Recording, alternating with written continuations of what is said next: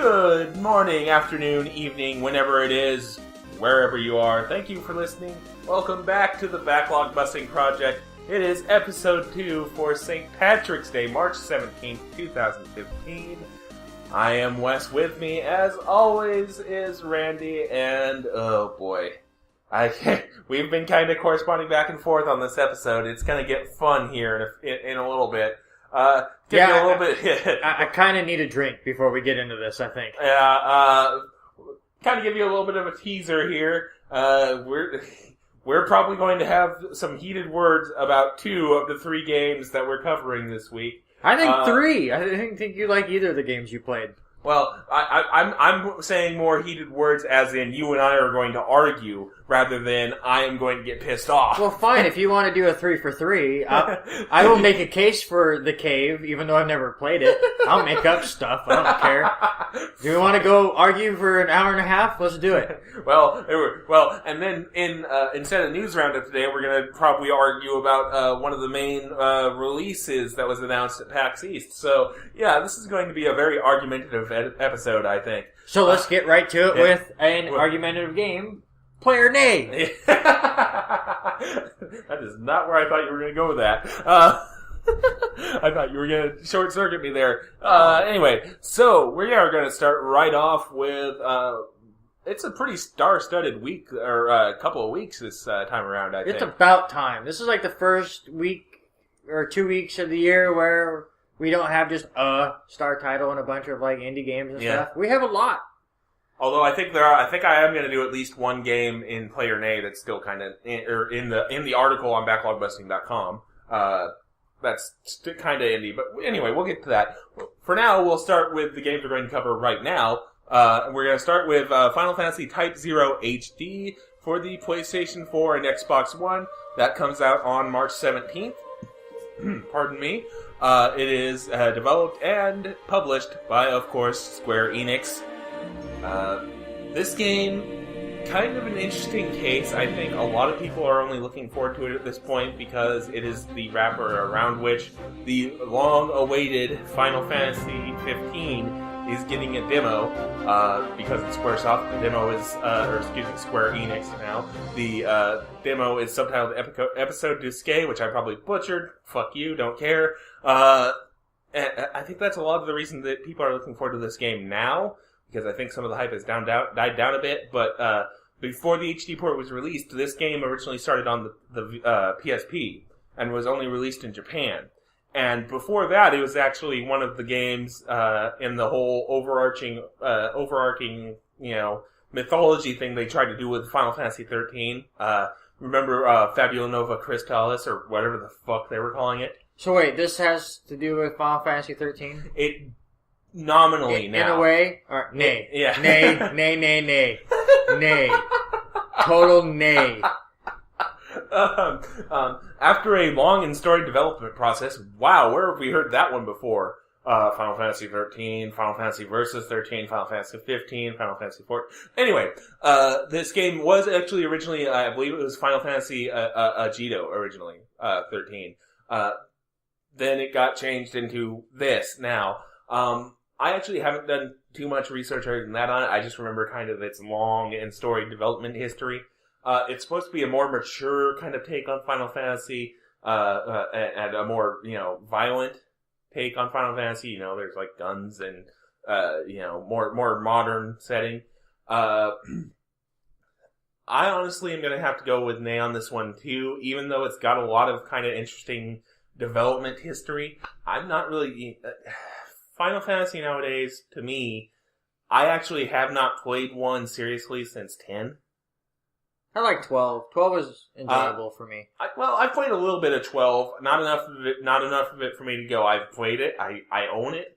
I got a little bit into it, and then just kind of started collecting dust, and right now my PS2's disk drive is dead, so yeah, we'll see how that goes. I do have a computer powerful enough to run PCX, so I could just stick my disc. Multiple entendre. This is the mature version of our podcast. Mature? I just talked about sticking my dick in a CD tray, dude. I meant rating-wise, not... Oh boy. characteristic levels. The train is starting to go off the tracks. Let's. Here we go. Well, Final Fantasy has been off the tracks for years. I think that's where you're trying to get at. Yeah. So let me get it back on, and I'll just say this: it's a nay for me. Yeah.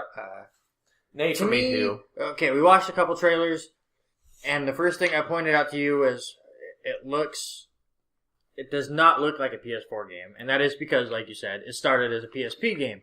Yeah. And now I understand you reach a broader audience if you put this on the PS4 and the Xbox One. Mm-hmm. I understand what they're doing, but this would have been so much better as this is a game you have to have for your Vita. Yeah.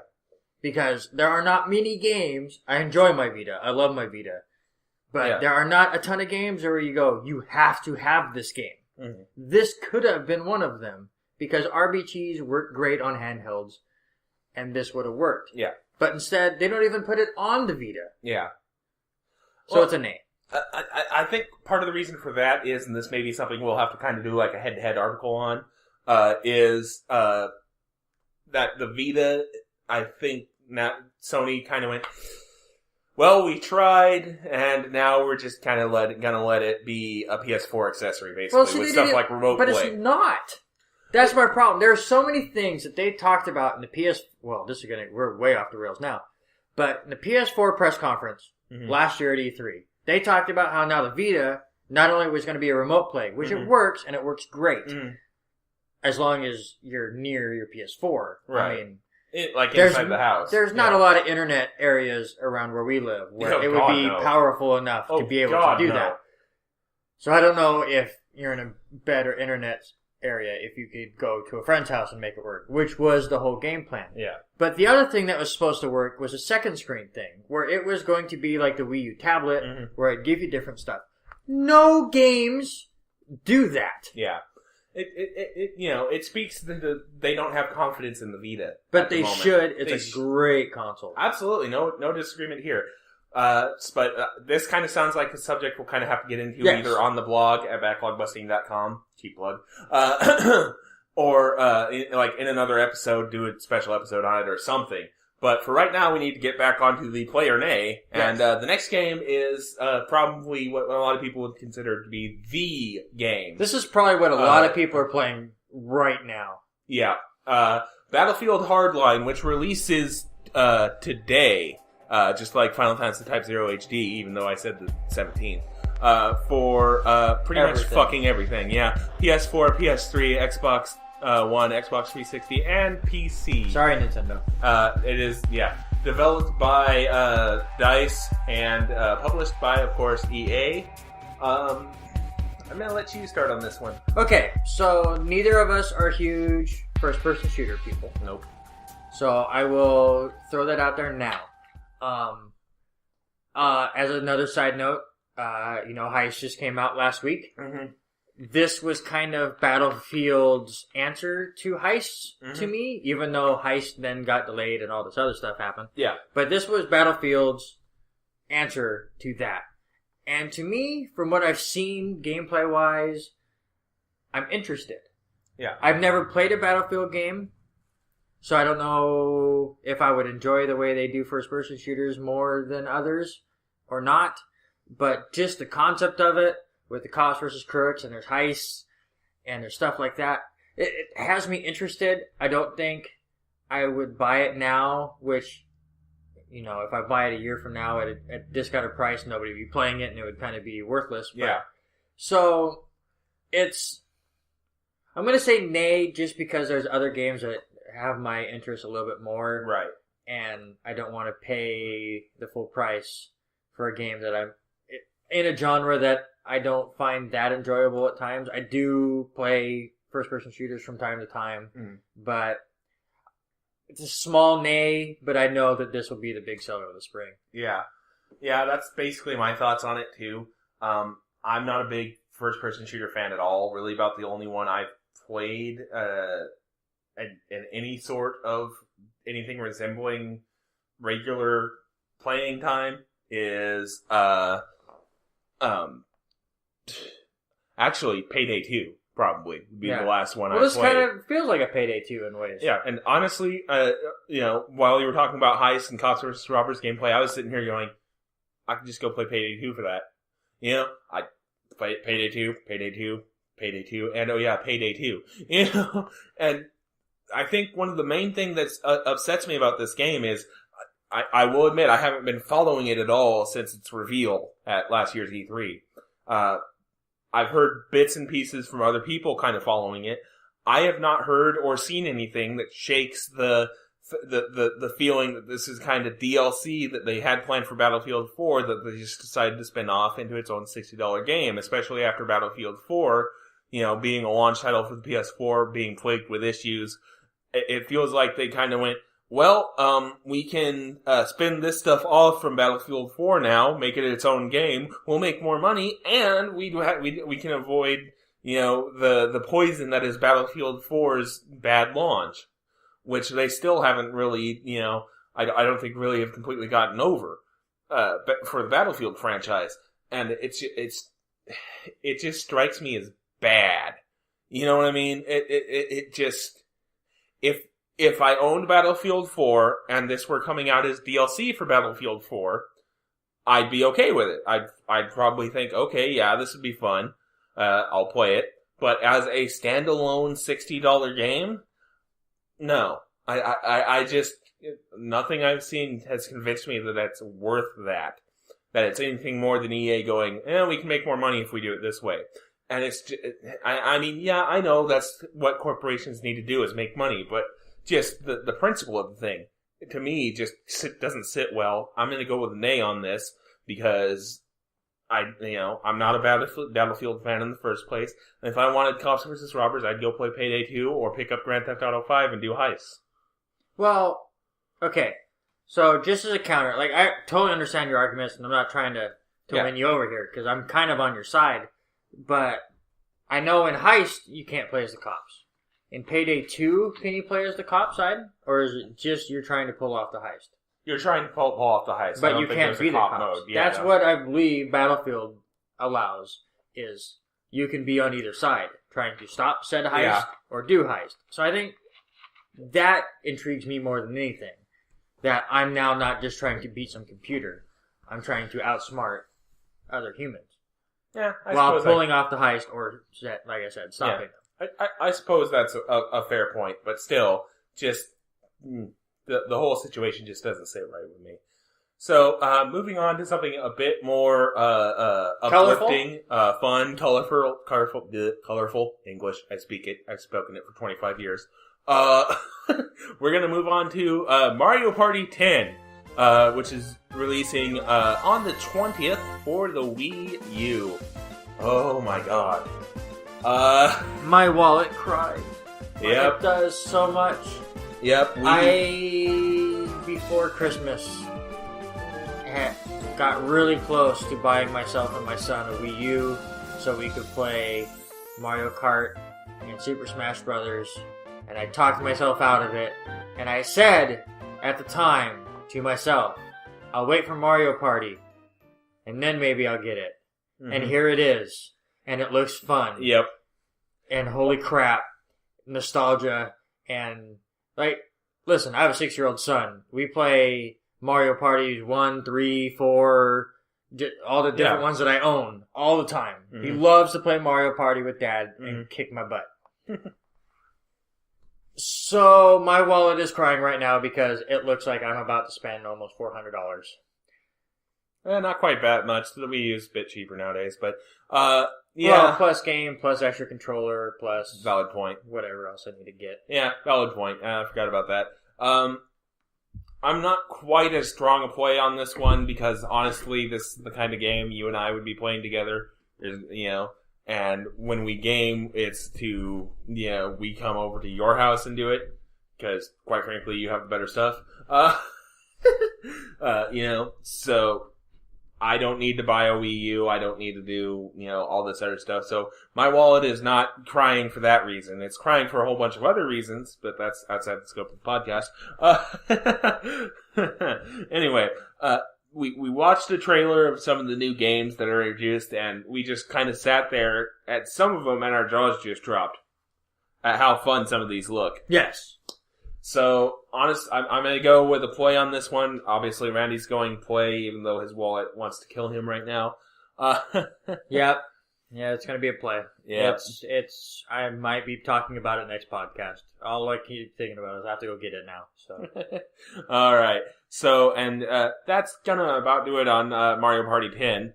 We're going to move on to... Another colorful game. Yeah. It's just, right? Yeah, it's all the same colors, though. Yeah. We're going to move on to Bloodborne.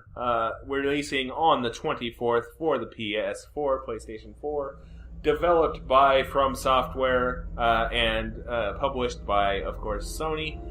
This game is kind of a spiritual successor to the Souls series of games. It's exclusive to the PS4. Same kind of gameplay. And honestly, neither of us has played the Souls games much at all. They scare me. All I hear about is they're really, really, really hard. Yep. And you can do something about notes. Like, you can leave notes for other people, but some people are trolls and leave terrible notes. Yep. And other than that, all I know about these games is it really, really, really hard. Yeah. So, I haven't been following this game simply because I'm not a Souls fan. We really don't have too much to say on it besides that. I think both of us are going to go with nay on this for right now. I'm going to surprise you. I want to try it. I'm going to say play. Okay. Because I want to challenge myself as a gamer. That's what this podcast is about. This is what this project's about. And if I said nay to this, my argument for a game that we will talk about later will be invalid. I was about to say, I know exactly what you're doing. I will say you play. Son of a bitch. I'm still gonna go with nay. It's really not my type of game to begin with. Yeah, just no. Okay. Finally, we're gonna move on to, if you're a PC gamer, you've probably been looking forward to this game for a long time. It's Pillars of Eternity, releasing on the 26th for the PC and the PC only. This is developed by Obsidian Entertainment and technically published by them as well, as much as you can publish a game on PC nowadays. This game is notable for being one of the first real successes, I'm going to say, on Kickstarter. This was one of the first real video game projects that went on to Kickstarter back when Kickstarter first became a service, really. Obsidian went, we're going to try this. We're going to try to make a game. Here's the game. We want this much. And it went on to raise, I want to say, $1.2 million when all they asked for was $200,000 or something. It was something ridiculous like that. I don't have the exact numbers in front of me right now, but I'll put them in the show notes. And that's really this game's kind of claim to fame, I guess I'm going to say.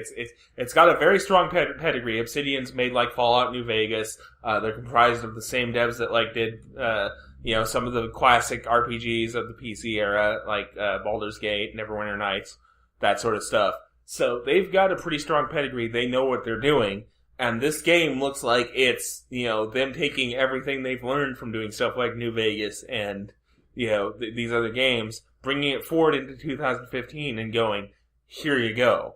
If you like RPGs, here you fucking go. And for me, that's, I will admit I didn't play those the previous 2D games, but having kind of seen the love New Vegas gets, had seen, how excited people got, and honestly seen the gameplay footage, I'm gonna sit there and I'm gonna say play. It kind of checks every box for me. Yeah, go back to something you said right at the beginning of this, saying how PC gamers have been waiting for this for a long time. Mm-hmm. I have said in the last podcast that I'm not a PC gamer very much. Mm-hmm. I will dabble in a couple games here and there, but if I have the option to play on my PlayStation or the PC, I usually will pick the PlayStation. This is what I'm more comfortable with. So I had no clue about this game until it showed up on PlayerName. It showed up, and we were going to get ready to talk about it, and we looked it up, and I want it. I want it really much so. It looks very fun. It's my kind of game. It looks like they added all sorts of different elements to it, like you have to protect your stronghold too, so it's not only just going out and killing stuff like old Baldur's Gate stuff. Yeah. Now you have to protect stuff, and there's so many different types of gameplay that it looks like they've just molded into this game. I will be playing this game for sure, 100%. This is a play, possibly a later game that we both play as our co-op game, because I'm that strong of a play on this one. Yeah, that sounds about right. So that's going to conclude Player A for this episode on the podcast. And that is also going to conclude the niceties on this podcast. Pretty fucking much. Well, I think we'll be able to be civilized for what's replacing News Roundup this time around, but that remains to be seen. We'll see. See how much we like each other when we get to that point. Yeah. So we're gonna dive right into it, I guess. Our co-op played game this time around. We're going there. We're just diving right into it, huh? Yeah. You don't want to walk into it with a cave where I can't argue with you, or you just want to jump in. That's cool. Let's do it. I'm filled with regret right now. Let's do it. Okay. So the game is Hotline Miami. We played it PSN. Wes, you played it on your PlayStation 3? Yep. I played it on the Vita. I meant to go back and play it on the PlayStation 3 just to kind of see how the controls felt with actual joysticks, but never got around to it. So do you want to tell me why you hated this game so much, or do you want me to prove you wrong now? Okay, so I guess I'll start off. As Randy alluded to, I have very intense feelings of dislike for this game. If it were not for this project, I would have probably played about 30 minutes of it, slammed my DualShock so hard it probably would have broken, and then not have been able to go into the XMB and delete this game from my hard drive permanently. Wow. Because it's just that frustrating to me. I get that it's supposed to be this super hard callback to, arcade games or NES games or what have you. What my problem is I feel like it introduces way too much randomness to be anything other than an exercise in frustration. I get, frustration can be fun sometimes. I'll cop to that. It can be fun sometimes to have a game challenge you, test your limits. Where it gets frustrating is where the game does not allow you some way to safely get past that and experience the rest of the game. Like stuff like, any NES game I can think of, there's a pattern that you can learn. Eventually you will learn a pattern and be able to get through the game. With Hotline Miami, there's that to a degree, but then an enemy will decide to do something that you weren't expecting, and all of a sudden, well, fuck you, press X to respawn. And I will admit, I am so sorry that it did not go A, B, C, D for you, and decided to go, okay, let's test your limits. Let's test what you've learned so far. Let's make sure you're paying attention. Make sure you're focused. I'm completely fine with a game saying, let's be focused, let's do that. What I'm not fine with is the possibility for you to be focused doing all that and then just something that does not, just random shit happening that you have no control over. And in this game, if random shit happens that you have no control over, you will most likely die. No, okay. I will agree. You die. You die a lot. Yeah. Not many. There's very few people that will die as much as you have told me you've died. But okay, so let's get to it. All right. Yes, you die a lot, but what does that set you back? I mean, other than frustration, what does it set you back? 10 seconds. The load times are super fast. Yeah. So the moment you die, you hit square. You're right back into the action. It's not like, okay, I died. Now I have to do this whole half-hour thing going. Every mission is broken into floors. Every time you pass a floor, you hit a checkpoint. Mm-hmm. These floors can be passed at most in 4 minutes. At most. Unless you're sitting there, waiting for an exact enemy to be right. There are different things you can do in this game that will help you out, Wes. And I am here to help you now. Now that I'm never playing this piece of shit again? You never asked. I have beaten this game twice. I enjoyed this game very much, so I went back through and got all the little hidden things and got the good ending. Well, the quote-unquote good ending, there wasn't much different. But, again, there's not much story to this. Here are the things that are going to help you. Don't use guns. unless you're in a point where enemies are so far away that going after them will compromise you. So as long as the rooms are small, all melee weapons. 100% of the time melee weapons. If you get a long hallway, you take a gun and just shoot randomly. And then pick up your melee weapon, and as they come figure out what's going on with that sound, you knock them up. You just knock them out right there. That solves 80% of your problems. Because what you're saying is, this guy didn't do exactly what I thought he was going to do. Then make him do it. You get yourself in a good position. Okay, so you make noises. They come. I'm going to cut you off. I'm going to cut you off here and tell you that I did that on at least on several different occasions. And I would have a strategy that involved shooting down a hallway, killing a couple enemies, watching them come to me with a melee weapon. I would sit there, spam melee, get a couple of them, and then one of them would not stay down and would kill me. And that would repeat ad nauseum. Well, you have to hit X and execute a few of them. Most of the ones that you aren't killing is you hit one into the other, so you actually did not hit them with melee weapon, or you hit them with the door. Which is another thing you have to use in this game, is the doors. The doors are your friends. You can knock people down with the doors. You can use them as protection. It's perfect. This game uses... because there's not a lot to this game. We'll both admit to that. Yeah. It's a very simplistic style, just difficulty turned up to 11. Well, 9. Bloodborne looks like it's turned up to 11. And it really is trial and error. But the trial is not, okay, this guy goes this way every time. It's not like what you're used to with like Metal Gear Solid. Metal Gear Solid, unless you change their pattern, all of the guards stay on a pattern. So like you said, you can learn their patterns. This game says, this is where everyone starts. Most of them will stay in said room, unless something jolts them. But there will be a few guards that will wander around, and dogs do whatever the dogs do. Because dogs don't care. Yeah, fuck dogs. So... But from what I'm hearing, is the only thing you do not like about this game, it was hard for you. No, that's not the only thing I hated about it. I hate the fact that, that it did not have any sort of I hesitate to even call it a plot. But you just said that this goes back to the arcade days and NES days. There are no plots in any of your favorite NES games unless you read the instruction manual. One of my favorite games of all time is Mega Man. Yeah. There's no plot in Mega Man. It does not make Mega Man a terrible game because it doesn't have 10-minute cutscenes.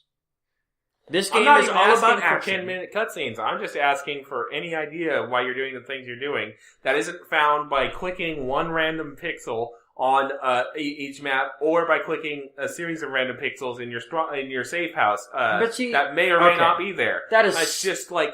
And I'm going to make another point here. I would actually, if Hotline Miami had a plot and it were disseminated, as reward for getting through the game, I would be able to put up with a lot more bullshit than I did from this game. But see, you're being no, hold on. You're being way too unfair about the plot, saying the only plot is if you find the pixel things. You're finding extra information. There is a plot. What they do, is a strange plot. Basically, these dudes killed your girlfriend, now you're getting random phone calls, and you're on a murderous spree because people killed your girlfriend, so now you're going out trying to get revenge on everyone, which basically, it's all you're doing is doing these other people's bidding. That's the basic of this plot. I'm not saying it's a strong plot, I'm not saying it's a good story, but what Hotline Miami is doing, by not giving you all these cutscenes and extra story, is like, listen, here's a reason for the character to do something. Is it strange? Yes. But they make fun of it. They don't make fun of it, but with the way after each level you go to like the pizza place or the video game store or video rental, you go there and things start changing. If you actually pay attention to those, you can see that there's a. I'm gonna get into spoilers because whatever. It's a story that has no meaning, so whatever. If you actually pay attention, there is a mission. I think it's chapter 5 or 6, where as the main character, you go in and you get into a duel with somebody in the main room, where they're throwing knives at you. If you would have finished this game, because like you said, you got to the end of the main character storyline, and there's like 4 extra missions that you have not played through. If you play through it, one of their missions is the exact same thing. It's connecting the dots, and you just have not connected the dots, because in those extra 4 missions that you haven't played yet, the biker is talking to the pizza guy, who has taken off his mask, and that's why he's different later on in the game, because he's starting to show his thing. You actually see the people that are controlling you in several levels. So there is a small plot, and there is a small story. You were just frustrated with the way things were going, that you were focused on it. And that's fine, because you're frustrated through your dying as many times as you did. But there is a story. But what Hotline Miami is doing is going, listen, we know our story's crap. There's not much to it. Just get back to the action. This game is all about action all the time. There's no breathing moments in this game. So all their cutscenes are a minute. And there's like one right before you start a mission and one right after a mission. That's it. And then it's get right back into the action. Let's go. It's all action all the time. And how is that bad? Not every game has to have a plot. Not every game has to be this story-driven masterpiece like Brothers. This is like the exact opposite of Brothers, the Two Sons. Alright?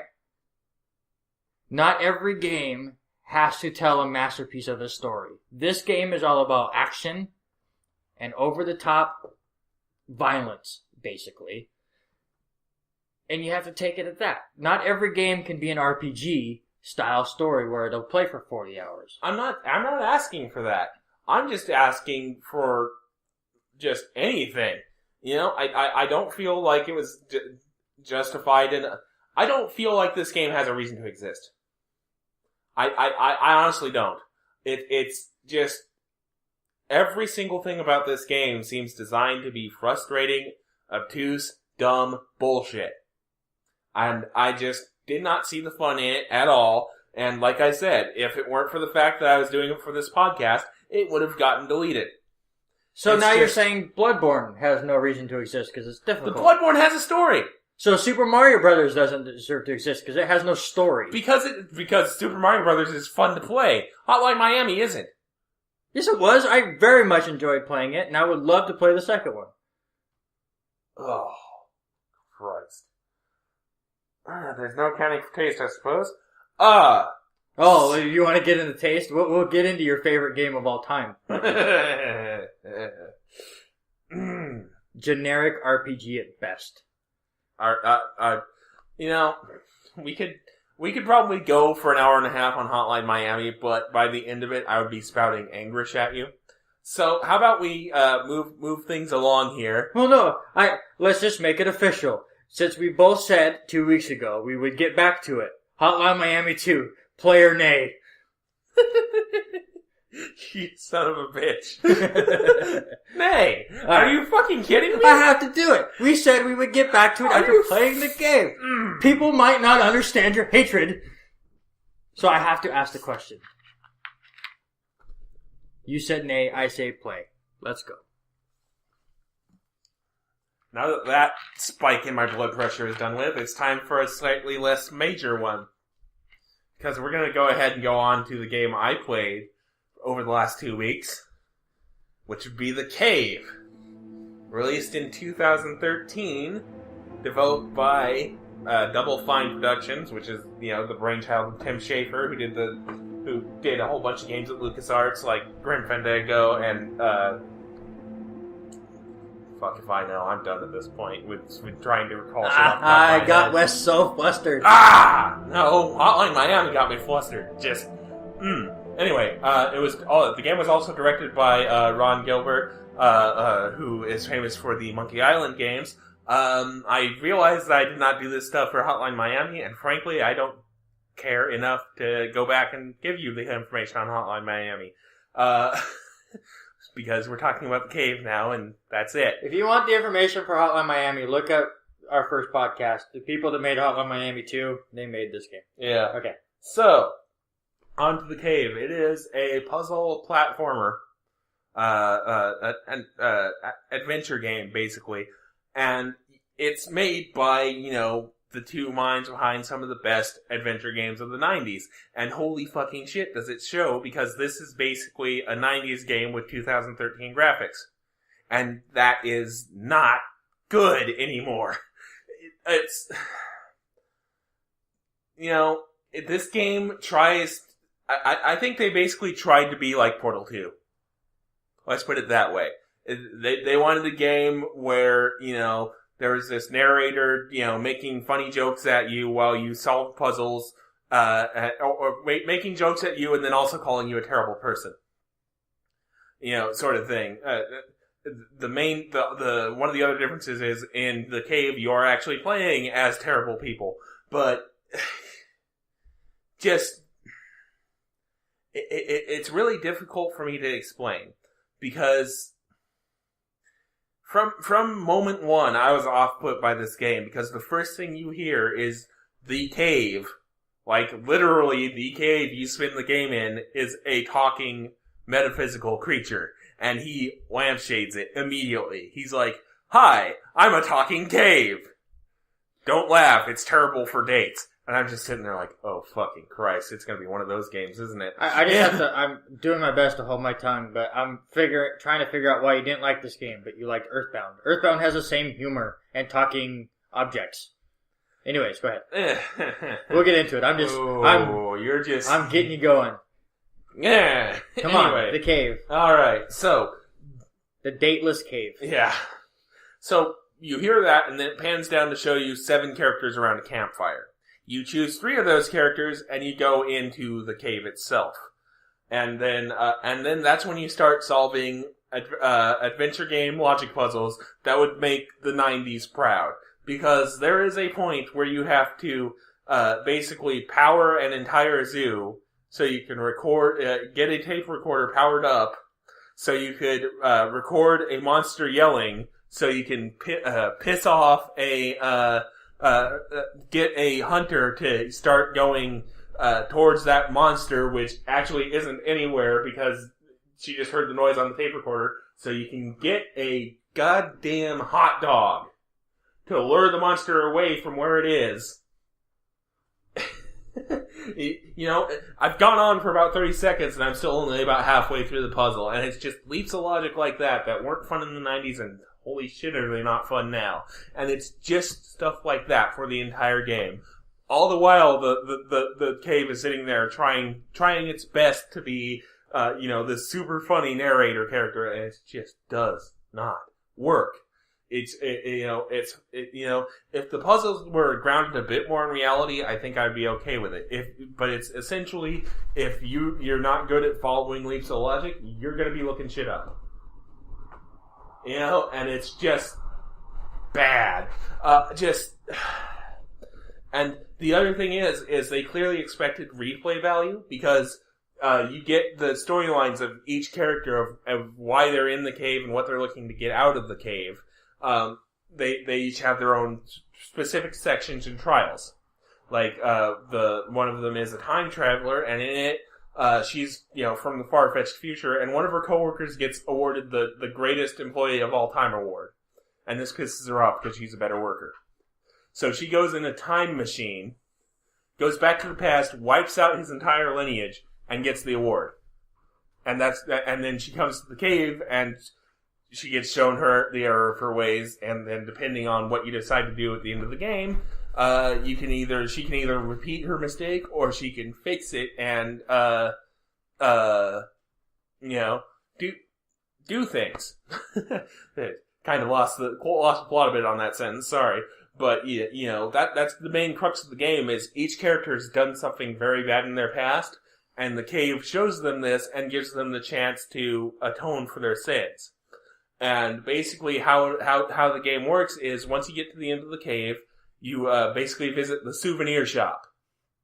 And they give you a trinket that describes the person's time in the cave. If you keep the trinket and try to exit the cave, you get the bad ending. If you give the trinket back, you get the good ending. The difference is you get one extra slide if you take the good ending, and you actually see the character leave the cave. So to play this, to platinum this game, you need to play it through at least 6 times. So you're doing that, right? No. God, no. I spent the majority of this game's short playtime for one playthrough wishing it would end. So, you said short playthrough. How long did it take you to get through one time? Probably about 5 to 6 hours. Okay. And that was with the assistance of, after the first couple of puzzles where I just sat there and puzzled it through, I was like, yeah, no, I'm done. I'm done trying to figure out what wacky, zany combination they came up with. I'm checklist done. I went, got a spoiler-free walkthrough, and, I would, the second I saw That's bullshit... not the point of this. If I saw bullshit incoming, I was just like, done. This game is... There is absolutely no redeeming quality to this game whatsoever. You did not have a good 2 weeks. No, I did not. Because this just... I think if I had played this game before a game like Portal 2, I think I would have been okay with it a bit more. But this game is very clearly trying to marry the sarcastic, like the dark oddball humor of, say, Portal 2 with, 90s adventure games. So... And it just does not work. Okay, so I say this as a person that's never played these kind of games, but do you think Portal 2 was taking stuff off of Monkey Island and Grim Fandango? And now in the sense of kind of a sense of humor, yeah, probably. Yeah. But Portal 2 had better, puzzle design. Portal 2, you can sit there and puzzle it out and go, okay, that follows logically. The cave, or, stuff like Monkey Island, you're sitting there, you either stumble across the correct solution, or, stumble across the solution yourself, or give up, get a hint from the internet, or whatever, and you sit there and you follow the chain of logic, quote unquote. And yes, I just literally did air quotes in a audio medium because I'm that pissed off. And you sit there and you follow the entire chain of logic for the puzzle, and you go, "Fucking really?" The bottom line on this game for me is, if I wanted to sit there and solve puzzles while a cave quipped sarcastically at me, I'd go play Portal 2. I'd go play Portal 2 and listen to Cave Johnson talk about combustible lemons, rather than play the cave and listen to a talking cave tell me that it's hard to get dates. Okay, so now, let's see. So you hate this game. Let's see, what kind of questions can I ask so I can try to figure things out? Is there any kind of gamer that you could see enjoying this game? People who played through and enjoyed, like Tim Schafer or Ron Gilbert's output, before the turn of the millennium, basically. Old school adventure game fans who are used to dealing with that sort of logic will probably like it. I personally did not play those games, so I'm not used to trying to think well, what would be the funniest, most off-the-wall thing we could do? Let's do that. Not just, I want to play a puzzle game that you don't have to sit there and go, why does that follow? And not have an actual legitimate answer at the end of it. Rather than, like I said, one of the puzzles is literally you go around this zoo structure trying to power things to record this message so you can get somebody to move, so you can get a hot dog out of a vending machine. And it's just like... How is that not logical, D? I can't even finish that question. It's Yeah. It was a joke. Yeah, thank you.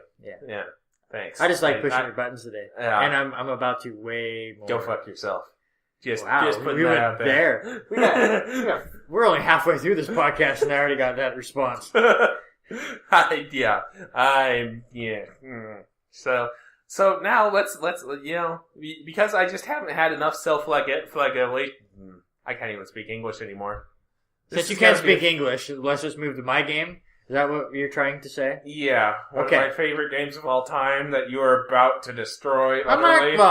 Listen. I'm not going to completely destroy it. I'm not going to say it's a bad game. So, I talked a lot about this 2 weeks ago in our first podcast. And with moving and, old school RPGs and stuff, it took me a little bit longer. I have finally completed the game. I completed it tonight. I let you come over and watch me finish the final area and kind of help me make sure that I had all the right equipment so then the final area would not make me crabby, which, trust me... Kind of failed. Well, no, I never died. And you came close a couple times, and there was one point where you looked at the screen, and you looked back at me, and you just you were in murder mode. I was ready, but the funny thing is, all the items that you had me pick up didn't save me at that point. They helped me get ready for the final boss. Yeah. Okay. So, I said it earlier, and I did mean it. Listen, my blog next week is going to be on this topic, and it's because I sincerely mean this as kindly as I can. To me, Earthbound was a generic RPG. Now, like I said, my blog next week is going to be about nostalgia glasses.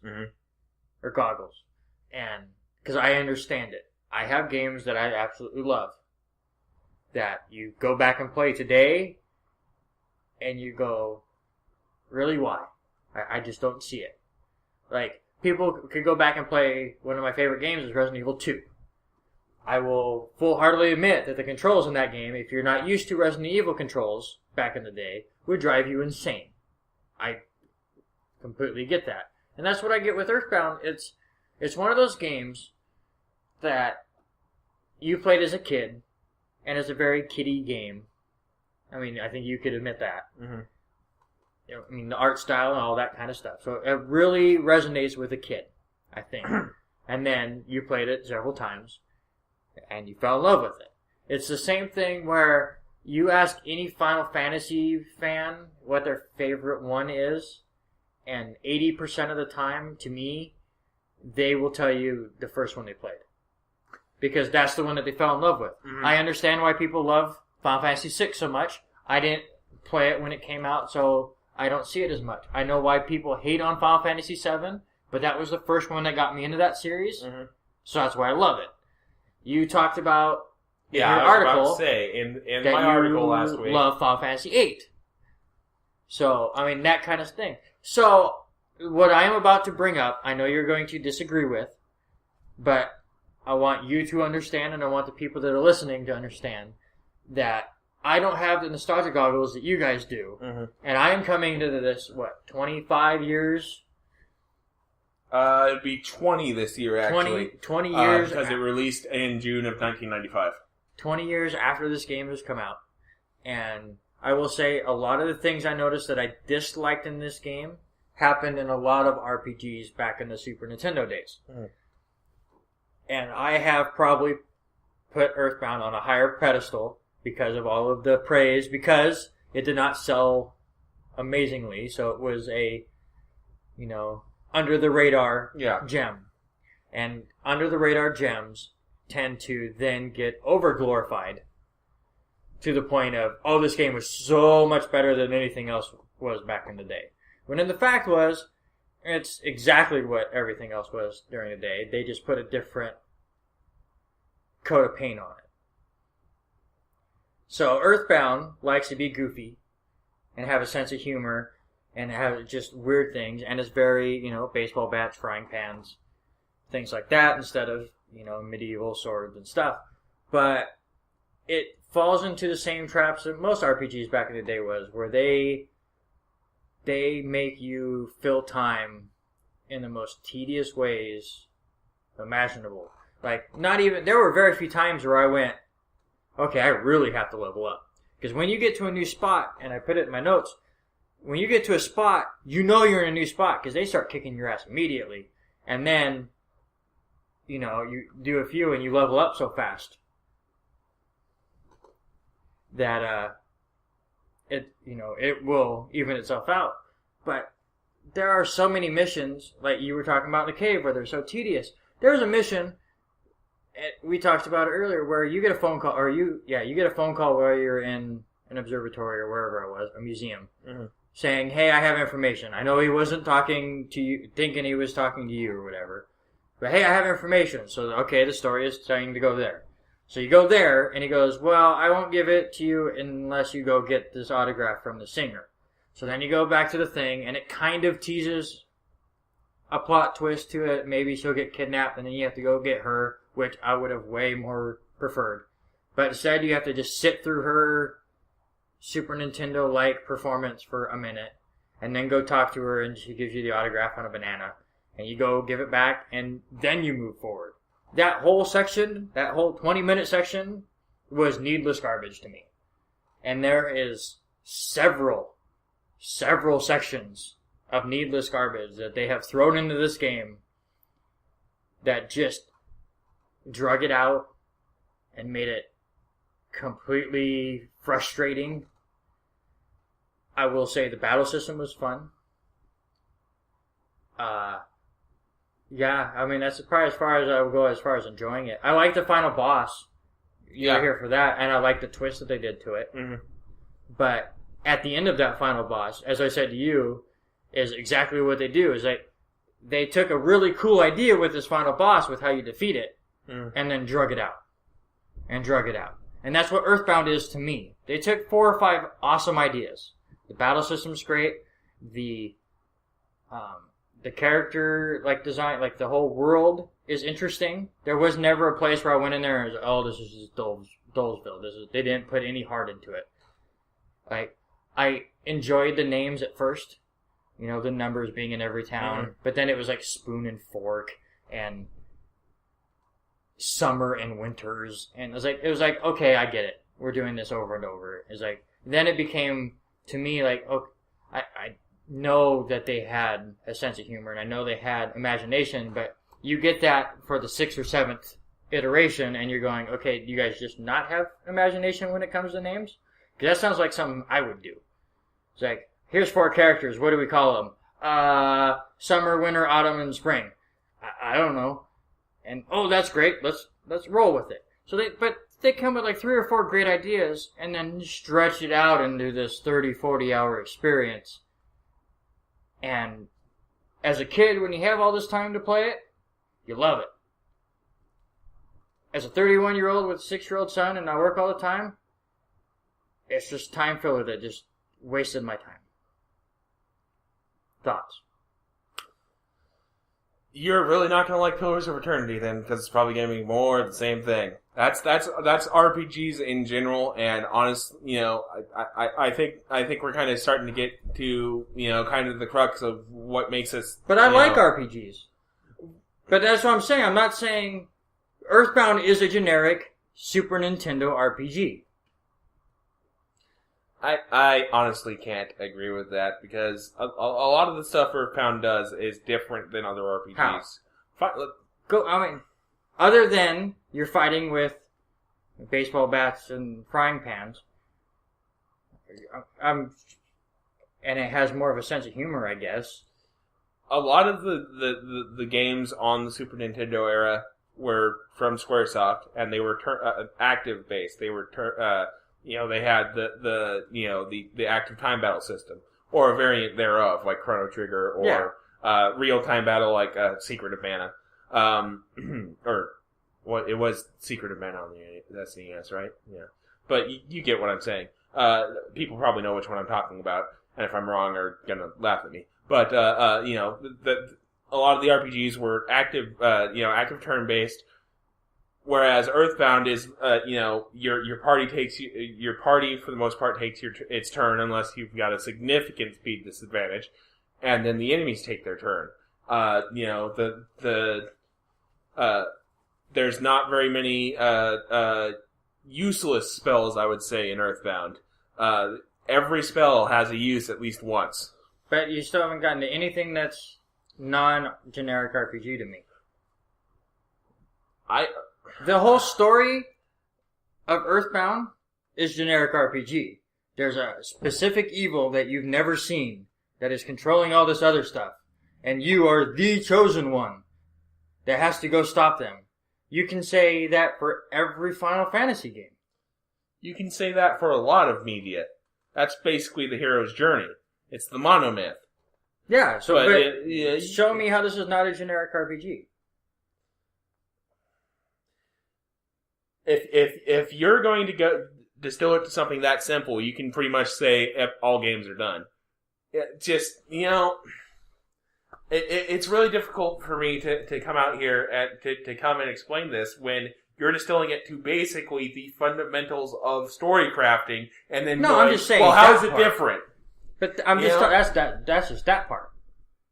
But the battle system's the same. Yes, Final Fantasy had the active time battle system, and Earthbound went more, Dragon Warrior, Dragon Quest, whatever you want to call it. But that's not different. I honestly, it's hard to find words to describe how wrong you are. Honestly, in my opinion, you're basically giving the most generic description you can, and then going, "Well, this is so generic." It was. The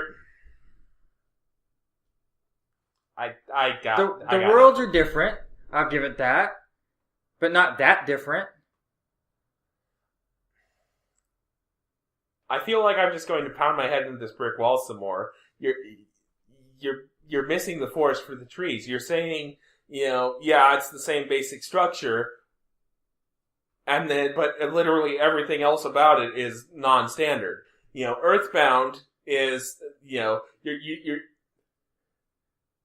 okay, here we go. I finally stumbled on what's bothering me about this argument. You're saying, disregard everything that makes Earthbound different from a normal RPG, and tell me why it's different from a normal RPG. No, that's not what I'm saying. This is what I'm saying. Take Earthbound. Don't take the colors out, and change bats and pans to swords and wands. It's the same. It wouldn't work. You're saying don't change anything about the plot, don't change anything about the color palette. Is what you're saying. Just change change Ness from a baseball wielding, bat wielding team to a sword wielding team. Yes. I don't think the game works then. Because the game is very much about, coming of age in modern society. I don't think the game works if you put it back in medieval times without changing a little bit of the storyline. But how do you... There's not one point where Ness ever had to come of age other than his little dream sequence near the end. I'm being serious. I'm trying to... Again, I really do believe... I'm not saying that your love for this game is wrong. But I think you have the nostalgic goggles that I do not. So you are seeing something I'm not, and I'm asking you to explain it. Well, I'm not trying to say this, take out everything and then it's a standard RPG. I'm saying... I feel like you are. No, you literally said, take the things that people say make the game different out of the equation and tell me why it's different. Disregard what fucking literally everybody else that we've talked to about this game says about this game. Disregard all that, tell me why it's different, even though all these other people have already said how it's different. But all of you said to me is, I said, the color palette's different because it's very cartoony and very childish, and he has a baseball bat instead of a sword. That's all I have said is different from a normal RPG. And you said, well, you've taken everything out! I didn't realize a bat made a game so different. That a weapon of choice. Because his travels through this entire game is generic RPG. I don't really feel... I feel like... It's like Final Fantasy IV, right? Am I thinking of the right one with Kain and... Yes, you are. Yeah, that's Final Fantasy IV. Yeah, it's kind of... Well, I guess he doesn't rejoin your party. I'm blanking on his name. The neighbor. Picky. Where they work together and then he ends up being the evil side. But I think in Final Fantasy IV he comes back. But Oh, no, you're thinking about Pokey. Pokey, yeah. No, they pretty clearly set Pokey up as the antagonist for the entire game. I don't know what... But at the beginning, he's kind of... No, who am I thinking of? Who goes with you to the meteor at the beginning? It's Pokey, his brother Picky, and the dog. Yeah. So at first, it looks like he may join your crew a little bit. I mean, he's kind of an obnoxious little twerp the whole time. But it wasn't like, I'm the evil being. He was pretty clearly being an antagonistic asshole the entire time. I don't know where you got the impression Pokey would join your party from, but he is because he did join your party. No, I mean as a permanent member. No, yeah, I never thought that. Yeah. I honestly, when I first started this game, and I'll give it credit for this, I never thought Pokey would be part of my crew, but I never thought he was the antagonist. I thought he was just some jerk kid that was next door that once I saw the meteor and went off on my adventure, he'd be done with. Yeah. And then he showed up all over the place. Yeah. I'll give it that. You know, maybe it's just because I'm tired. We've basically already butted heads for the last 90 minutes, or not 90, almost. But you know, for the last however long we've been doing this episode by now, we've basically been at each other's throats, and I'm just done. And I really feel like I really feel like you aren't arguing from a position of good faith here. I am. Just, something's just not sitting right with me. I cannot explain it. Because here it is, Wes. And I told you this before the podcast. I am attacking your nostalgia. Right? So a little bit, but But here's the thing. It's the same way. You go through a game that you never played, that I absolutely loved when I was younger, you're going to find things that are just like everything else. When I'm playing it, back in the day, I'm remembering childhood, and I'm remembering all the stuff and how much I loved it. So you have way more connection to it than I do. So I go into it as a game reviewer that has zero connections to it. And I'm asking you, I'm like, seriously, I'm not even trying to be in an argument at this point. I'm trying to see what you guys see that I'm not. Because you keep saying that I'm trying to strip everything away. I'm stripping, you turn it more into a realistic looking world and give him a sword instead of a bat. What else is there that makes Earthbound different? That's all I keep asking, and you keep going, I can't do it. I'm so upset. I'm seriously at it. What am I missing? You're saying turn it from, it's basically, you're saying basically remove the modern setting, remove exactly all the window dressing from the plot. No, I didn't say anything like that. Just right now, what in the plot makes it different than the normal RPGs back in the day? What am I missing there? Other than they made it a modern setting. The humor that they couldn't pull off in a non-modern setting? How couldn't they? You really think a letter where the guy signs off with spankety, spankety, spankety would fly in a medieval setting?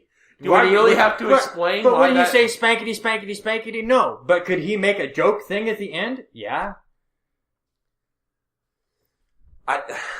I really feel like a medieval setting would not lend itself well to the type of humor Earthbound pulls off. I'm not saying... Listen, you are not listening to me. I'm saying what makes it different. You're saying if I make it a medieval game, then Earthbound wouldn't work. So that's all that's different. It's a modern setting. It's an RPG in a modern setting, and that's all that's different. That's all you're trying to tell me right now, because you're saying if you change that, it's not the same game. I'm saying what else makes it different than the modern setting, and you have a baseball bat. What else is different? I've tried to explain that, and you've shot it down like, oh, well... You haven't said anything. You keep saying if you make it a medieval setting, then it doesn't work. And then we tried to talk the battle system, and you were like, oh, well... It's the same. Is it an active time battle system? No. But it is an RPG... did Earthbound do any earth-shattering new things in that battle system? Other than the clicking down of the HP, I will give you that. Where it's not the moment they hit you, you lose all of it. I will give it that. That was different. And I'm not saying it was a bad different. It was a good different. So, okay. So, yeah, there's that. There's, the uniqueness of some of the status effects. There's... What? I'm not arguing. What was special about their status effects? Stuff like the possession, which only happens once, mushroomization. So that's confused.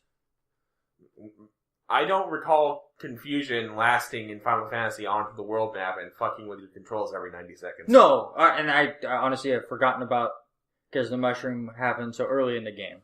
But in battle, it was a confusion. Yeah. But no, out of the battle, see, that's what I'm asking. The mushroom thing where it messed with your controls as you were going along was frustrating, but I enjoyed it, and it was a great quirk in the game. Yeah. So see, more stuff like that. That's all I'm asking right now. Yeah. Well, honestly, I feel like if we could re-record this segment, we would, because I honestly think maybe we should have done this first, and I would have been able to defend better. But right now, I'm just so mad at me. Yeah, mad at the cave, mad at Hotline Miami, to the point where I'm just done. So I think I found your blog post for next week. I was about to say, I think what I'm going to have to do is, after I get this episode edited and out the door, I'm going to take a couple days, I'm going to regain my wits, and then I will write why I love Earthbound so much. Or what I feel makes it different. And honestly, it may just end up being a link to, like, the completionist or the happy video game nerd, because they seem to do it better than I ever could. But, but right now, I'm just to the point where, like, I'm not gonna lie, I literally had the thought of, I should just get up and walk out right now. That would have been a great ending to our podcast.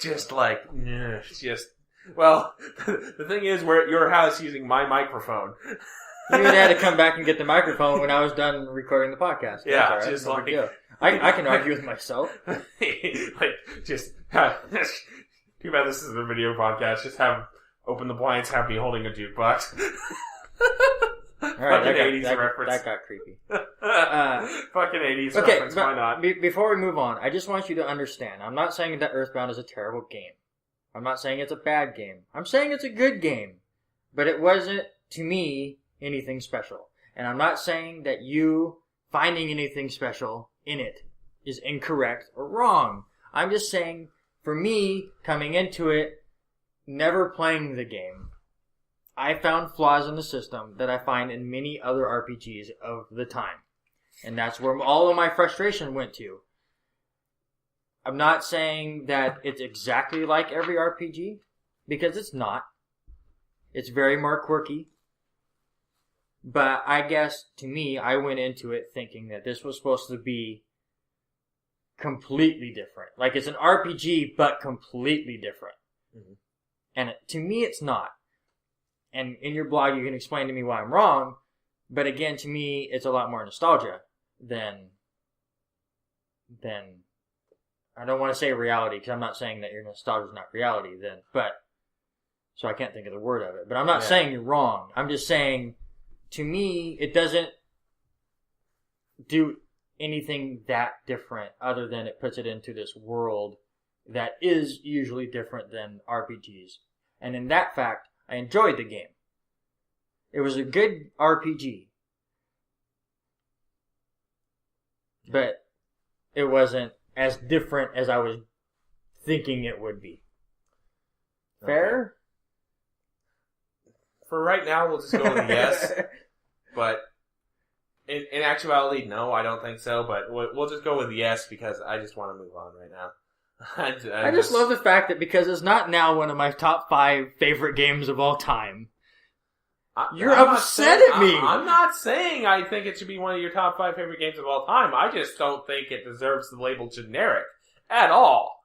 And you're just, and then the amount of times you sat there and said something that basically boils down to, if it weren't for this different thing, this would be, this is, totally not different at all. Or like it's the same but totally different. Okay. Like boiling down to, I'll admit, I'm paraphrasing and probably simplifying some of the things you said a bit. And honestly, we could go in circles on this for another 90 minutes, but I'm just, at this point, we'll just leave it where it lies because I'm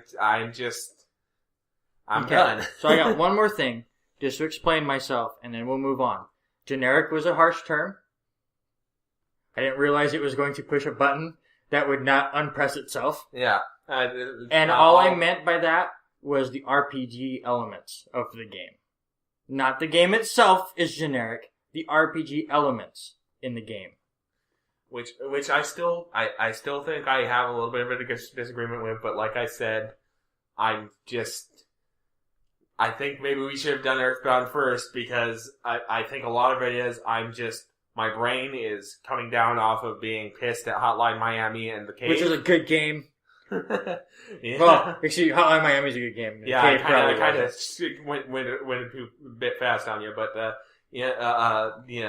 I've been sitting here yelling for 45 minutes, and I think when any person does that, I think you kind of have a come down period, and for me, that's pretty much immediately after I stop yelling is when my brain kind of goes, holy shit, hold on. So, my brain's not firing on all cylinders right now, and I think if it was, I'd be able to be a bit more eloquent in my points besides, fuck you, you're wrong, or attaching to one point like I will admit I am right now, but just, yeah. We'll probably have a blog post sometime within the next 2 weeks, on this subject, but for now, I think it's best to kind of let that sleeping dog lie. Speaking of sleeping dogs, did you do that on purpose? A little bit. Okay. I was gonna say that was brilliant, but have you actually thought about it before? Well, when I say a little bit, I mean I literally was about to say sleeping dragon as a Harry Potter reference, and then my brain literally got to sleeping, and I went, "Oh, do not go to Harry Potter." Yeah, I did. Do not start me on Harry Potter. Hogwarts school motto, bitch. Is literally never tickle a sleeping dragon in Latin. Anyways, sleeping dogs. Why is that so funny, Wes? Because it is our new co-play game for next episode. I will put the relevant information in the show notes on publisher and whatnot because I kind of don't have it on me right now. He's seeing red right now, guys. Yes, I am. And it's not just my shirt. I like this, Wes. I can win arguments when Wes isn't thinking straight. You win arguments when I am thinking straight, only because I do basically this. When the argument's not going well, I shut up. Anyway, so Sleeping Dogs is our co-played game. I will be playing Front Mission 3 because of something we'll get into here shortly after we finish these game announcements. It came up as my random game, and I basically went, well, I guess we're doing that now. Yeah, enjoy trying to beat that in 2 weeks. I think it's doable. And then your game you chose specifically because of what day this show is releasing on. Yeah, St. Patrick's Day. What is St. Patrick's Day known for? Getting drunk. What does getting drunk remind me of? Conker's Bad Fur Day. I've never played the game. I've seen it all over the place as one of the best. It looks interesting. It's from Rare. I love Banjo-Kazooie and all that stuff. Bring it on. Conker's Bad Fur Day. I'm excited to play this game. Okay. So, we've got, about 15 minutes left? Yep. And about 30 of it was me sitting here listening to you trash one of my favorite games of all time, sullenly sitting here on the couch. Trashing. Just bringing it down a few pegs. Good gravy. How about this? I would put it above Final Fantasy VI. But I also think Final Fantasy VI, to me, wasn't as great as some people see it is. But again, nostalgia goggles, I rank Final Fantasy VII way higher than I should.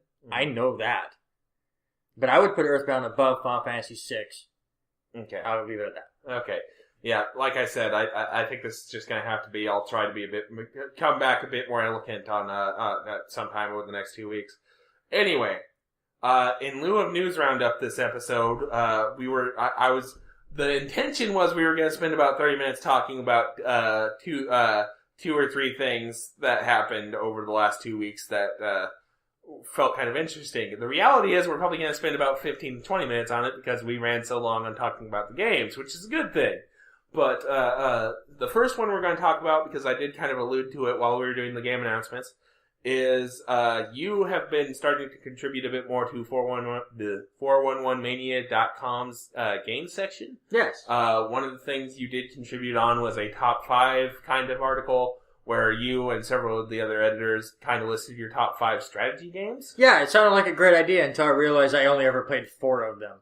Yeah, so a little bit of insider information. I did nudge Randy towards one of the games on his list. I'm not going to say which one. Honestly, I think if you read the article, you can kind of tell which one it is.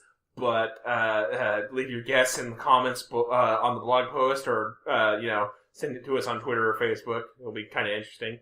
But anyway, I read the comments on that, some of the comments on that article, and I also immediately was like, "Where the hell is stuff like Civilization or Alpha Centauri?" I'm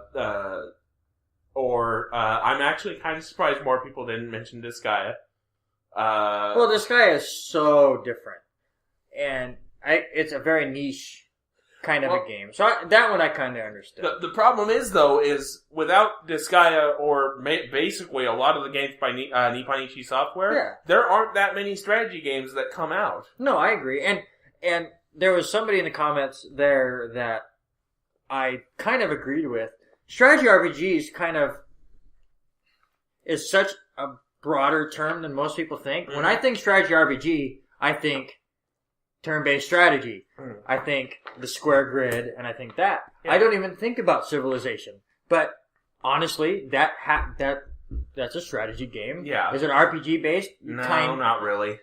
Not as much, but I mean, so it's tough to figure out if Civilization goes into that or not. If you do feel like those games are, then my list may have changed a little bit.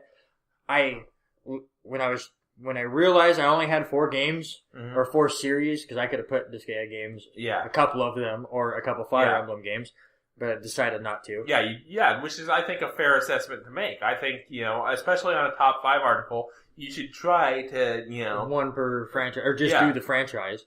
So I put in strategy RPG on Google, mm-hmm.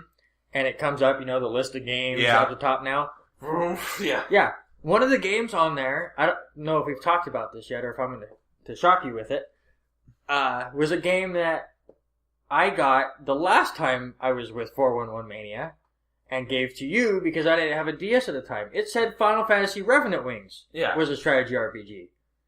Which, I would classify it more as a real-time strategy game, kind of in the vein of like a StarCraft or a Warcraft than I would a strategy RPG. So then do the real-time strategy games get thrown into this all mix, or are the people that were saying we missed out on Civilization and stuff missing the boat a little bit as far as? Well, I think the key term here is RPG. Yeah. That implies to me that you're taking on the role of a preset character. Which, to an extent, you are in Civilization, but the thing is your decisions aren't, for the most part, your decisions aren't reflective on the character in Civilization. Yes, it's building your civilization, like, I'm going to build a granary in Washington, D.C., because I'm playing as the Americans, Or I'm going to try and go after this technology with my civilization, or I'm going to, ally with this civilization. Those are all things that affect your civilization, but they aren't affecting, your character per se, if I'm making any sense whatsoever here. Whereas I feel in RPGs, you're making decisions that, affect your character directly. Like you're making the decision. We're going to go out and do this adventure, or we're going to go out and do this mission. You know, whereas Civilization, you're sitting here going, okay, we're going to build this city, or we're going to research this technology. If that makes any sense whatsoever. I'm again, my brain's just. I've broken West, guys. I'm sorry. Yeah, but games like Final Fantasy Tactics, you're sitting there going, we have to go to this city and attack this army. Now that's the one I was the most surprised at. That I was the only one that brought that up. Yeah, that was the one. Because listen, this game, I understand niche audience and stuff like that, and the same with the number 5 on our list. Phantom Brave. Yeah, not a ton of people have understood that. There's another guy in the comments that said, I can't believe this was not on it, but it was never translated in English, so I guess I understand. And I went, well, there you go. Most of the audience has no clue what you're talking about. I missed that one. It came up just a couple hours ago. Okay. I checked it before you came over, just to see if anything new had happened. Yeah. Final Fantasy Tactics, the fact that I was the only person that had that on my list actually surprised me. Yeah. Because that's a well-known game. There was one comment that I also agreed with. That I was an awesome person and had a great list? Yeah. I not anymore. You really want to go there right now? No, the commenter said that. Well, no, you're implying I agree with that comment right now when that's not when that may not necessarily be true right now. Do I think you're an awesome person right now? No. But fucking really?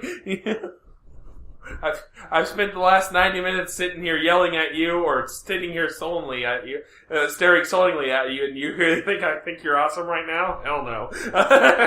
Anyway. So this was the last episode of the Backlog Busting Project, guys? Oh, God. The train has gone off the tracks. The tracks have melted.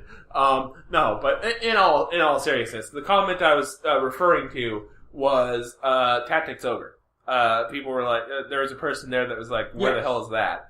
And I agree. And if somehow that person who commented is listening, I didn't put it on my list because I just have never played it. Yeah. I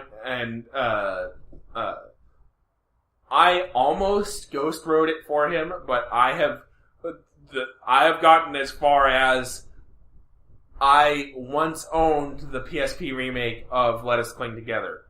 For a bit, and then I got rid of it because I realized that, I got rid of it because of the UMD drive in my PSP died.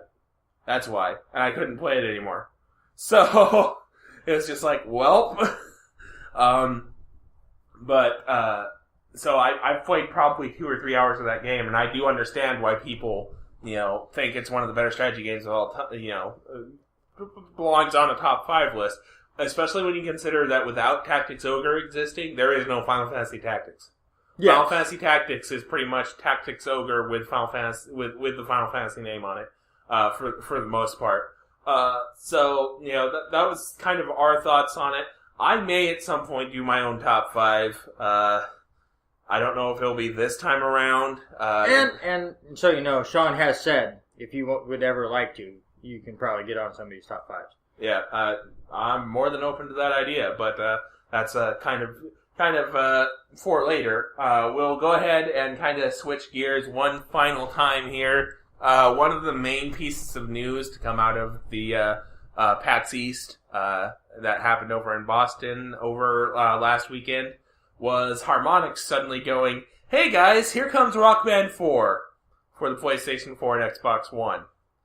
And when this was announced, I linked it to you, and we both mutually went, "Aw, shit." Yeah, and actually, just looking through the interwebs and stuff like that, I don't go on, message boards and stuff, so I don't know how that kind of stuff goes, but, just, Kotaku and Rooster Teeth and, people like that, I have sensed a feeling that a lot of people are like us. It's like, that kind of game burnt out so fast. Mm-hmm. Whether it's Rock Band's fault, Guitar Hero's fault, which is what we're going to Paper Jam's fault, whatever. It burnt out so fast. You just thought, okay, it's over. Mm-hmm. And then it was like they both realized, oh, we just had to wait a while. Yeah. You guys didn't want a game every 3 weeks. Yeah. You just wait a couple years, and now here you go, and everyone's excited about it again. I was really surprised that people were actually not just, oh, okay, another Rock Band is coming out. They're like, what? Another Rock Band's coming out. We gotta get the band back together. Yeah. And I think, this was the argument, well, I wouldn't say argument, it was more of a polite discussion. We've had enough arguments today. Let's have fun.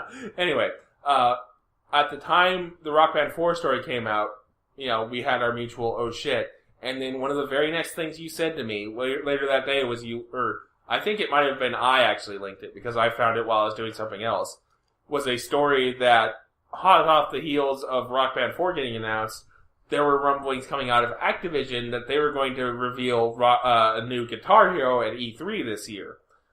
And my reaction to that was oh fuck. It wasn't, oh shit, it was, oh fuck. And your reaction was, well, yeah, of course they're going to do that.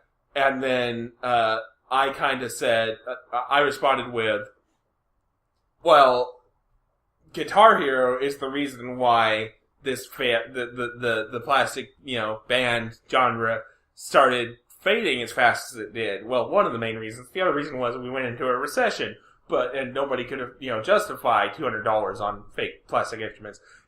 But my argument was Guitar Hero was the one that was killing it with a new game every year.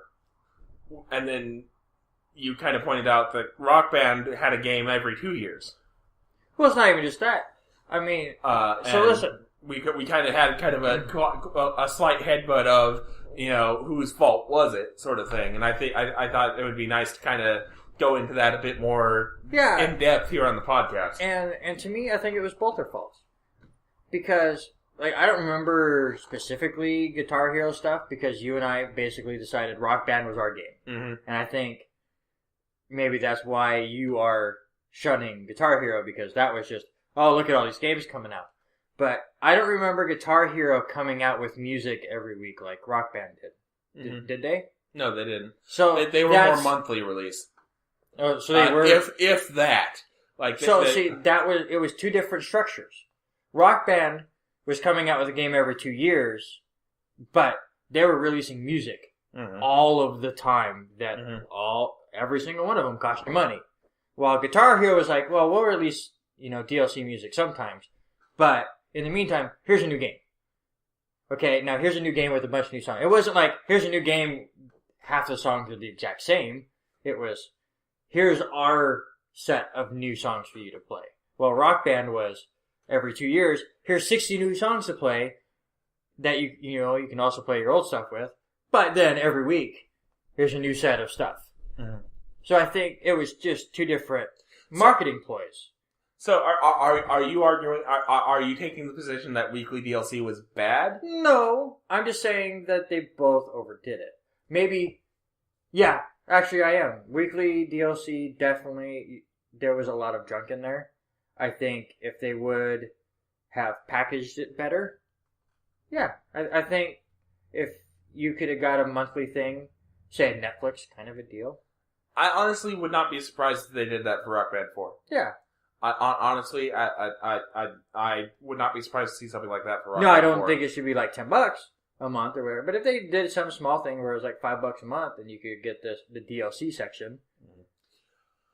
The argument I had on it was Rock Band when they released a new actual physical game brought new stuff to the table. Like Rock Band 2, refined the hammer-on pull-off system, made it a little bit easier to play guitar. Mm-hmm. Rock Band, the Beatles Rock Band added harmonies, which Rock Band 3 obviously, expanded on. And then Rock Band 3 had the pro instruments and whatnot. Whereas, don't forget Lego Rock Band. Lego Rock Band. It had Ghostbusters. Yes. Which totally justified $60 right there. Yeah. To play Ghostbusters on fake plastic instruments. The point of fact being, there were tangible things changed from game to game in Rock Band. Whereas Guitar Hero, I felt like it was, okay, here's a whole bunch of DLC for $60 on the same engine with none of the stuff that annoyed you about the previous game fixed. Well, like I said, Yeah. once Rock Band came out and you and I and a few friends could get together and have fun with it, Guitar Hero was kind of put away from me. Yeah. I mean, I know they came out with their own band set, but I wasn't buying... Well, it was your set of instruments. Well, it's your set now. You bought it from me. Yeah. But I wasn't going to buy a whole new set for us to play that kind of stuff. But like I said before, like Guitar Hero was definitely more, okay, now here's our Aerosmith collection, and here's... What else did they do? Did they do Metallica? Yeah, they did. Here's the Metallica version, and all that kind of stuff. Well, Rock Band was, okay, here's those songs in this package for $11 if you wanted all of them, but far more frequently. I think they both had flaws, and they're both working on it. I think Rock Band's was better. Like you said, they did change things, and the fact that the reason why I like the Rock Band stuff better than the Guitar Hero stuff, and I could have this completely wrong, but I'm pretty sure the Guitar Hero stuff wasn't backwards compatible, right? Did you put the Metallica game disc in and play all of your other stuff? No. Exactly. With Rock Band, it seemed like once you put it in, you could put in a code or whatever, so that you put in Rock Band 3 and you have everything. Yeah. And that's what I liked about Rock Band near the end of it, before, it just crashed and died, was we could put in Rock Band 3 and play 20 straight songs and have 20 completely different kinds of songs. It wasn't, well, I want to do Metallica real quick. So, load up Rock Band, or Guitar Hero or Metallica and do 2 or 3 songs. Well, now I want to do this, and then have to take this guy and do all that. Yeah, that's exactly where I am too, is, Rock Band allows you to, it's more of a party platform than it is a game. You can sit there and play, I want to play, this band, like Green Day or whatever. But wait, I want to play, Black Sabbath. There's a jump for you. Or, let's play some Queen now. Or, let's play, Still Alive, because we're in that kind of mood. Yeah.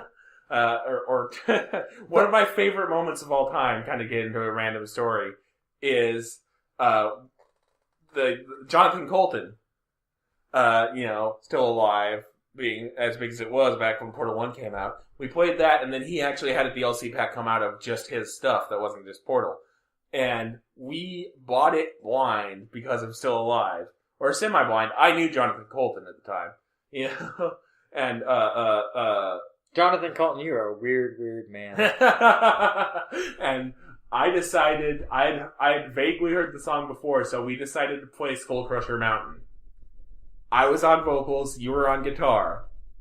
And we get to the line, I made a half pony, half monkey monster to please you. And we failed the song, because I couldn't play anymore. Because I was singing my heart out on it and doing it sincerely and completely straight face, and it's just I made this half pony, half monkey monster to please you, but I get the feeling that you don't like it. What's with all the screaming? And you literally fell to your knees laughing. Yeah, By the end of that phrase, you were like in the fetal position on the floor laughing. I'm sitting there trying to keep the combo going, laughing my ass off at you. Hey, just I did one more quick story before we end this podcast. But I remember with the Rock Band where they couldn't get the rapping stuff right, so they just kind of blocked it out, and all you had to do is say it, and it kind of counted. So I can't rap. I cannot rap. Yeah, we're both white. Let's just put it out. There's a Beastie Boys song. We're whiter than Wonder Bread. So Yes. So there's a Beastie Boys song. I forget which one. Sabotage, I think. And there's a big rap section in the middle, and I couldn't do it. So I decided to talk about Brett Favre for the entire song. We passed the song. We got 5 stars. I got 100%. But I talked about Brett Favre for the entire song. Yep. And I think they realized that the talkie bits were just kind of not, excuse me, well done. Because by the time Rock Band 3 came around, all you had to do was make noise into the microphone, and it registered. Yep. It was like, well, no speech recognition or anything. It was just, are you making noise into the microphone when we tell you to? Okay, you passed that phrase. Okay, I'm going to take a right turn real quick, because I just had a weird vision. Could you imagine playing Rock Band with the Oculus Rift? Oh, God. Where you put that thing on and you see the crowd and stuff. Yeah, that'd be pretty interesting. That would be pretty well. Yeah. Make that happen. That'd be interesting. That'd be kind of cool to see. Yeah, I'm actually kind of interested. I think what might start happening is they may try to use a little bit of the PlayStation camera or the Kinect. It won't be like a super required thing, but they may use that as kind of, track your movements to the people on stage. That would be kind of interesting to see. And then the other thing I think we might see is second screen experience. Like if you have somebody with a tablet or a phone, you can use like on the Xbox One, it would be Smart Glass, or use, Sony's PlayStation app or proprietary app Harmonix develops or whatever. But like use your tablet and whoever's on the tablet can control the stage lighting or something like that. That would be kind of an interesting feature to see because they have said that they kind of want to make it a more personal experience to play music on Rock Band 4. They want you to feel like you're actually, get as close to as possible to you, playing, creating the music, quote unquote, as opposed to just going, okay, the solo here is green, red, yellow, orange, go, for 30 seconds. Have fun with that. They want you to have more of a personalized experience. So it'll be kind of interesting to see what kind of features they have in store for that. The other, Harmonix, I think they would have to try to fuck up Rock Band at this point. They would have to try to fuck up. Well, they did a pretty good job last time. I don't think it was. When you water down a market, and you're part of the problem. I'm not saying they were the main problem. I'm not saying Guitar Hero was the main problem. I think they were both the problem, along with the Paper Jams and the offbeat brand. I don't think Paper Jams is outside the realm of games, though. Paper Jams was a kind of an interesting little thing, but I would hesitate to call it encroaching on Rock Band or Guitar Hero's territory. No, yes, it was. It was 100% intruding on their territory because it was the old classic, that's what the grandma got you for Christmas. I remember when the Wii came out, my dad bought me, I forget what it's called. I have it around here somewhere in a box. Mm-hmm. He bought me something that he thought was a cheaper version of the Wii that was going to work great. It was one of those Wii knockoffs that came out around after the Wii was so popular. So that's what I got for Christmas one year.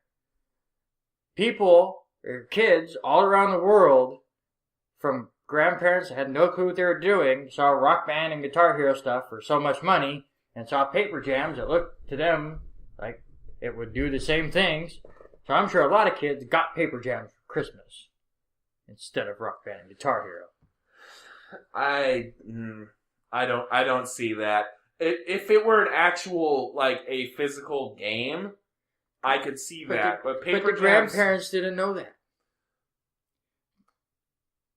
The grandparents are the ones that buy DS games out of that bargain bin at Walmart that aren't really video games. Like The Bachelor. Well, yeah, no, I completely agree with you. And having been the recipient of a lot of that kind of stuff in my life before, I know exactly what you're talking about. But I'm saying even my mother, rest in peace, who would do that sort of thing to me consistently, would not have been that stupid.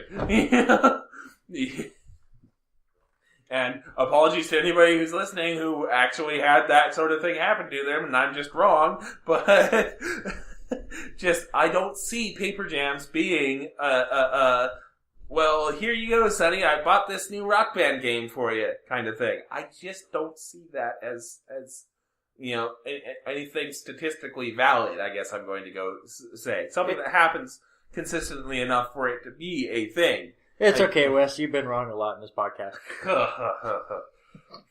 you.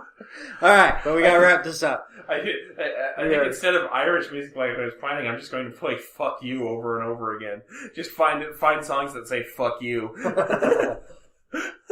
Alright, so next week in our blogs, next episode in the blog. In our blogs, I will be talking about nostalgia goggles. You're going to finally explain to me the Earthbound stuff. Mm-hmm. I'm not going to get any more into that. I've definitely said most of my piece. Mm-hmm. So, look for that next week at backlogbusting.com. Mm-hmm. In 2 weeks, I hope that you can come here and talk about a game that you enjoyed. Because, Wes, I worry about you, buddy. These 2 weeks were hard on you in your video game life. Yeah. So I hope that Sleeping Dogs or Front Mission 3, right, gave you some joy and reminded you why you like video games. Well, honestly, I will admit I've played a little bit of Front Mission 3 before. It's right up my alley. It is a strategy game, and that's... I love how we got so into talking about it that we didn't explain why the 411 Mania thing was important. 411 Mania thing was important because Front Mission 3 is a tactical game. So when it came up on my randomizer, I was like, well, there we fucking go. I know what I'm playing. I don't remember saying that at all during the recording. So in case I haven't, there you go. If I did, well, shit. It's not like I haven't done a whole bunch of other unprofessional shit in the last hour and 45 minutes. At any rate, we will see you, hopefully, for the blog post on backlogbusting.com. If not, we will see you in 2 weeks' time for the 3rd episode of the Backlog Busting Project, which, yes, is going to happen, even if we're kind of... I'm going to leave the area with a quickness as soon as Randy hits the stop button and gets this file onto my hard drive so I can go edit it. Until next time, because there is going to be one, as Will Wheaton once said, play more games. Wes, do you need a hug? No.